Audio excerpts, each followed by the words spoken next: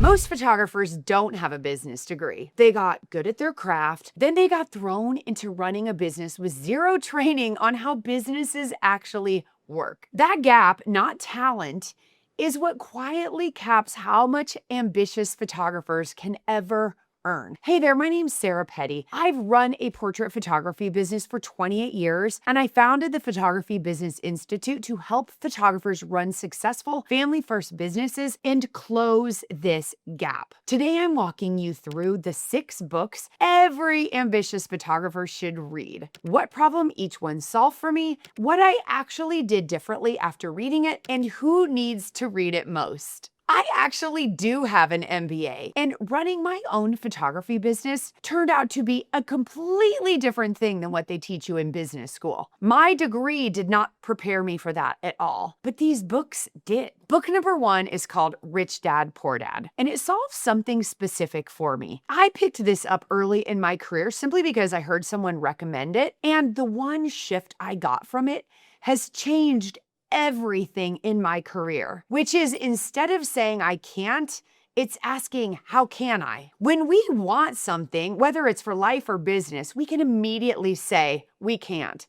Or we can say, oh, I really want that. I know that will help my business.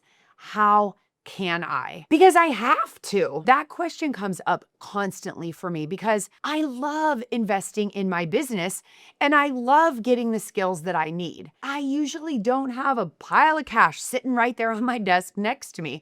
So I ask myself, how can I make that investment back and how can I get there faster? Here's what I did differently after reading this book and really taking a hold of this mindset. I've invested in a $100,000 year-long mastermind. Last year, I invested $100,000 in a single day with my mentor. For several years, I've invested $50,000 to be in programs. And someone on my team a couple years ago heard a top internet marketer say on his podcast that he was raising money for a friend of his who couldn't afford a major surgery to be able to walk again. So he was offering a full day of his time for $10,000 to the first few people who reached out and said they would do it. And I immediately said, no, I just don't have the money. And I was sitting down with the person on my team that heard him, and I wasn't that familiar with him, but my team was. And she said, let's just talk about this, can we? And I said, listen, I have one question for you. If we put $10,000 toward this, would we be able to make it back within a couple months? She looked at me and she said, absolutely. And so I went out and I found the money. It's amazing how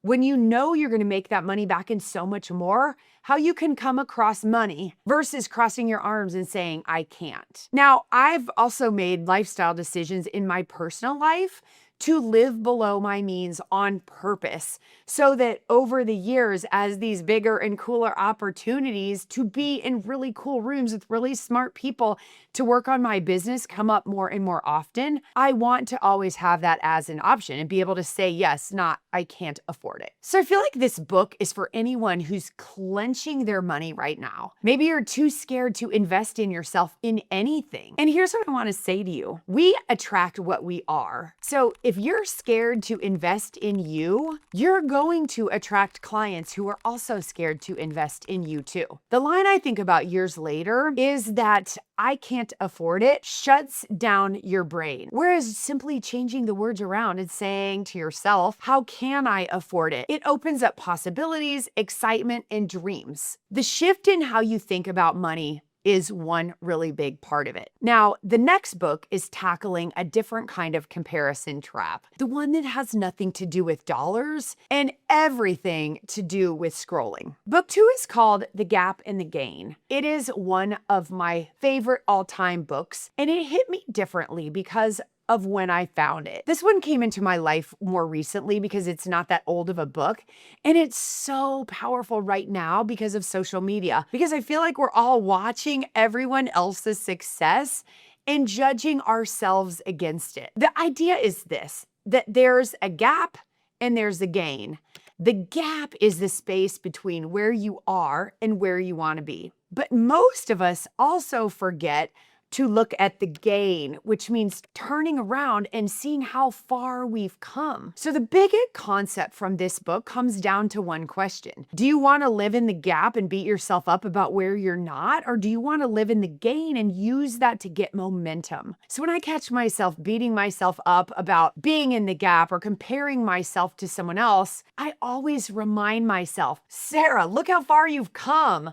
Pull up your big girl pants and keep going. I've changed the habit of reminding myself how far I've come, and I keep taking that next step toward my goal instead of measuring myself against the gap and looking at where everyone else also is. I've learned to pick a system and trust the process. I remind myself that I'm exactly where I'm meant to be and when I'm meant to be there. I really think this book is for everyone in business because at some time or another, I feel like we're all comparing ourselves to other people. Get on your own train and stop trying to compete with everyone else. Here's my favorite concept from the book. They talk about becoming psychologically bulletproof, which really just means taking your failures and instead of constantly beating yourself up about them, lessonify them. Ask yourself, what are the lessons I was meant to learn from whatever it is you screwed up? Learn the lesson. Be thankful for the lesson because now you've learned it and stop torturing yourself over it. Nobody gets to somewhere amazing in life without screwing it up along the way. Okay, don't let that be your anchor. Let it be something that is stairs that you just keep going higher and higher and higher. Comparing yourself to everyone else is such a trap. The next one is thinking willpower alone will get you where you want to go. Book 3 is called Atomic Habits, and it has stuck with me differently than the others. And even though I read it about 5 years ago, I quote James Clear all the time. His whole premise is that changing a habit is hard, but small shifts compound. He uses this example. If a plane leaves LA for New York and the pilot is off by 1%, you don't land in New York, you land in Washington, D.C. So a tiny little change compounds into a completely different result. So what stuck with me was the 1% idea by itself. But the other thing that really spoke to me was how fast we get back on the horse. I think everyone can relate to this. You decide you're building a new habit, whether it's eating healthy or getting 10,000 steps, and then you fail on a Friday. Then you wake up Saturday and you're like, oh, I already failed, so I'm gonna lay on the couch and have a pizza. Then Sunday, you're thinking, oh, well, I've already ruined the weekend, so I'm gonna have a 6-pack of beer and watch Netflix for the rest of the weekend. So what I took from that book was reminding ourselves when we fail that it's fine, but let's get right back on the horse as fast as possible. Let's not wait for Monday or let's not wait till New Year's Eve next year to start again. Let's just get back on tomorrow or right now. And I think that's a good lesson for everyone because we're all trying to change a habit. There's another important lesson that I learned from James Clear in this book, and it's a quote I repeat all the time because I'm such a goal-oriented person. He said, you do not rise to the level of your goals, you fall to the level of your systems. You can set a goal, but without a system behind that goal, that's exactly where you're going to land. I've really learned to embrace building systems over the years. And since I read this book, it's changed completely how I look at my business and finding systems to help me reach every single goal. Because we all know a goal without a system is just a dream. That's really the whole idea behind the boutique portrait model as well. The approach where you serve fewer clients at a much higher investment level, where they're investing in legacy artwork that ends up on their walls instead of lost in a bunch of files on a hard drive. And to get that kind of a business, it's not about creating a personality that you have to perform within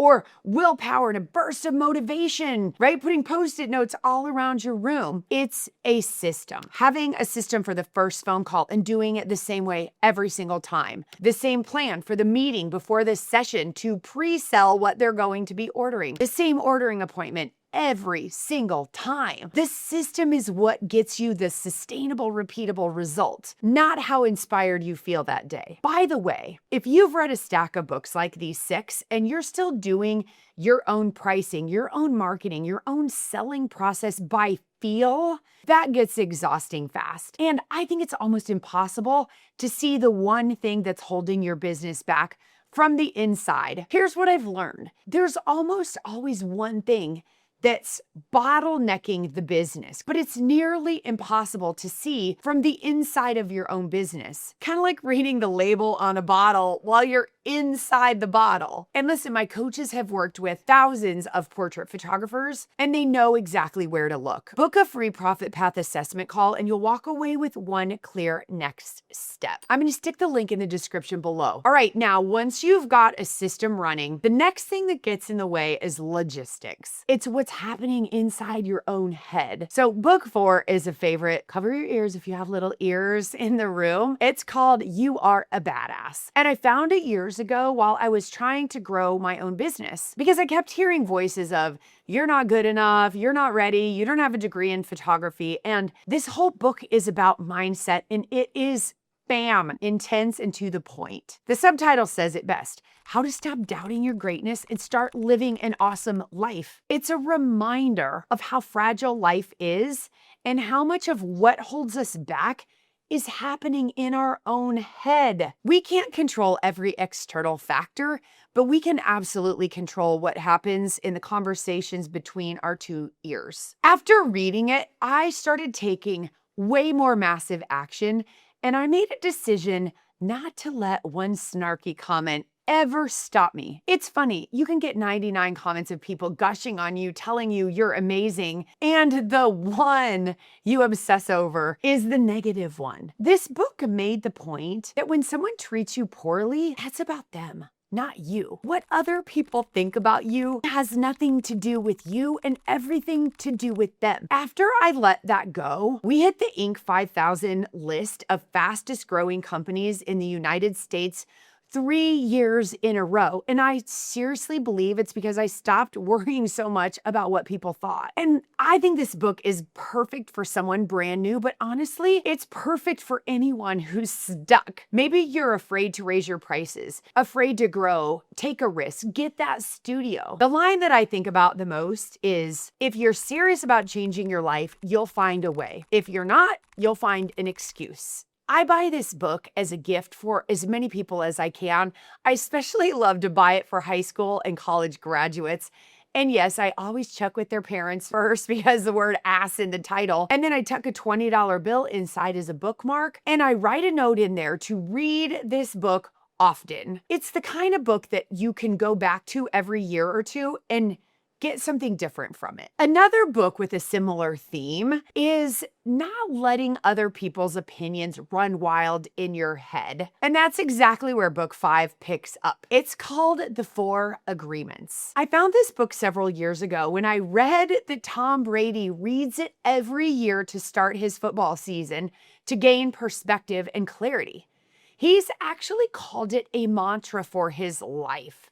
And I love that kind of thing. This is kind of when I started coaching photographers, and I thought every photographer should have a book that they read at the start of each season. This is also a great gift and a super easy read. And the whole thing comes down to 4 agreements. Be impeccable with your word. Don't take anything personally. Don't make assumptions, and always do your best. Seriously, 4 agreements that you make with yourself. That is so good. So I bought this book for all of my students. And what it really does is it reminds me when I'm struggling with something, not to take it personally. Don't we all need to be reminded of that? I also love the part about not making assumptions because it's so easy to invent stories. I remember the time that one of my best clients showed up on a competitor's website. And I made up this whole story in my head that I'd done something wrong. And months later, she came back and acted like nothing had happened. So I moved forward with it. And then in the middle of her ordering appointment, she stopped and said, Okay, I have a confession. Her mom had won a gift certificate to another photographer and kept pushing her because it was free to go. Of course, I let her elaborate on what a terrible experience it was and how I have no competition, which made me feel better. But then later I realized I'd been torturing myself because I invented this made up story for nothing. Now, when I'm unsure, I just invent a story that serves me instead. I really think this book is for anyone, and I think everyone should own it, give it to their kids, wrap it with every birthday and Christmas gift they hand someone. I also think a lot about not taking things personally because it's so easy to let things bother us. But I think as we grow, we just get better at taking criticism. I've kind of merged the gap and the gain with this one in that I lessonify what I did wrong or the negative feedback, and I look at, is there something I can learn from this negative feedback? Can it make me better? Can I let go of the emotion? And I'm going to use that to get better. I think what I've learned really when it comes down to it is sometimes there is some good feedback buried in there, and I need to separate that from how it's delivered. And that's where the value lies. Once you know how to stop the stories in your own head, the last book is about creating a practical skill that you need with your clients when they're in the room with you. Book 6 is just a staple that goes way back when I was starting my career. It's called The Psychology of Selling by Brian Tracy. And I found this when I was very new in my business. I think I even had like a CD or DVD set, and I listened to it over and over and over. He covers buyer styles and so many things about the psychology of serving your client and closing a sale. The biggest idea I got from him was that people buy emotionally and they justify it logically. A great salesperson can learn to influence their clients' emotions by building trust, by asking questions, and by solving problems, then helping them justify that investment logically. And that is huge for photographers because if you want to build a business that gives you money and time, we're not being like everyone else. We're not just another photographer. We're solving problems. And after I consumed this, I started serving my clients differently. I made it about them and about the outcome, not about my products, but about the benefits of those products. This book is for anyone with low sales. Salespeople aren't born. They are developing empowering or disempowering beliefs their whole life. So that leads to taking rejection as feedback instead of failure and learning to take personal responsibility for screwing something up or not knowing the answer. His philosophy is that you become what you think about most. Such a great read. Listen, these 6 books are 6 of so many that I've read, but they're favorites because they've taught me how to manage my mindset and my skill set and my toolkit to help me invest in myself, stop comparing myself to others, focus on building systems, quieting the noise inside my head, stopping myself from inventing stories, and giving me the skills like selling with confidence. And I would love to pour back into you. So my friend, if you want help leveraging all the years of education that I've consumed and you want my brain and my team's brain on your business, book a free call with my team and get your very own profit path assessment. The link is in the description below and you can go so much faster, my friend. I'll see you in the next one.